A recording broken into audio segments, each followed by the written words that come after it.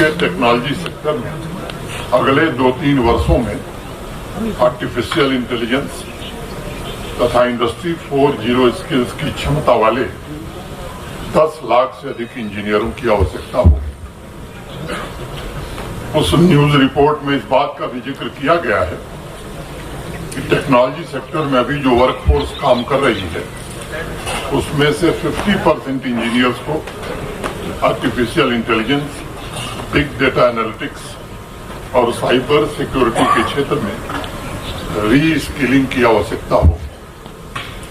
मैं यहाँ उपस्थित सभी फैकल्टी मेंबर्स, स्टूडेंट्स से कहना चाहूंगा कि यह न्यूज रिपोर्ट टेक्नोलॉजी सेक्टर में तेजी से हो रहे बदलाव के साथ साथ इस बात का भी प्रतीक है कि इंजीनियरिंग और टेक्नोलॉजी एजुकेशन में भी अब व्यापक परिवर्तन की आवश्यकता है और इंडस्ट्री की जरूरत के हिसाब से, डिमांड के हिसाब से एकेडमिक कोर्सेज में परिवर्तन, ट्रेनिंग और इनोवेशन कल्चर को प्रमोट करना होगा। आज किसी भी इंजीनियरिंग कॉलेज के सामने सबसे बड़ी चुनौती है वह रिलेवेंट कैसे बना रहे और वो तभी संभव है जब कॉलेज इंडस्ट्री की जरूरतों को पूरा कर सके। मुझे अत्यंत प्रसन्नता है कि राजा एजाज अली साहब और उनकी टीम मिलकर artificial intelligence, computer science, IT engineering जैसे अनेक विस्तृत कोर्सेज के अलावा व्यापक स्तर पर सर्टिफिकेट कोर्स भी शुरू करने जा रहे हैं जो इनोवेशन तथा एंटरप्रेन्योरशिप को निश्चित रूप से आने वाले दिनों में बढ़ावा देगा। वर्तमान समय में भारत के टेक्नोलॉजिकल सेक्टर का टर्नओवर तकरीबन $250 अरब है और ये हमारी अर्थव्यवस्था में महत्वपूर्ण भूमिका का निर्वहन कर रहा है। लगभग 54 लाख इंजीनियर सीधे तौर पर आज इस सेक्टर से जुड़े हुए हैं, लेकिन आज इस सेक्टर के सामने जो सबसे बड़ी चुनौती है इंजीनियर्स के मौजूदा स्किल्स और इंडस्ट्री की जरूरत के बीच तालमेल कैसे बैठाया जाए। अभी कुछ दिन पहले एक रिपोर्ट में देख रहा था TCS, Tata consultancy services limited का। ऐसी आईटी कंपनी वर्कफोर्स के स्किल्स और मौजूदा जॉब्स की पोजीशन के लिए आवश्यक स्किल्स के मिसमैच से आज जूझ रही है, संघर्ष कर रही है।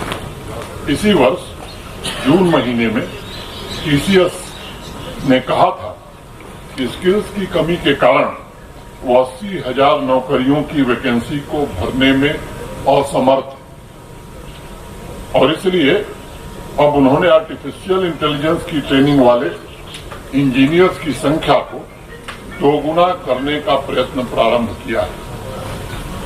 इन आंकड़ों के माध्यम से मैं सिर्फ ये बताना चाहता हूं कि आजकल आए दिन सोशल मीडिया पर जिस तरह की बातें होती हैं कि साहब इंजीनियरिंग ग्रेजुएट्स के लिए तो नौकरी है ही नहीं, उनका कैंपस प्लेसमेंट पहले की तुलना में काफी कम हो रहा।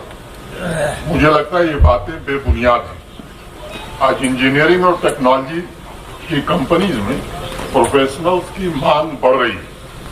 वर्तमान समय में इंडस्ट्री के लिए आवश्यक स्किल्स वाली वर्कफोर्स की ही वैकेंसी बढ़ रही है और अगर आपके पास स्किल सेट है तो आपको नौकरी या जॉब की कमी नहीं है। लेकिन हाँ, अब हमें इस तथ्य को स्वीकार करना होगा कि सिर्फ डिग्री अब काफी नहीं है।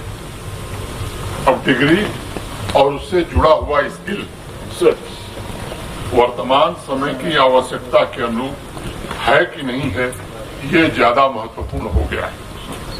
मई जून के महीने में एक रिपोर्ट आई थी कि बड़े बड़े कॉलेज के हजारों इंजीनियरिंग ग्रेजुएट का कैंपस प्लेसमेंट नहीं हुआ।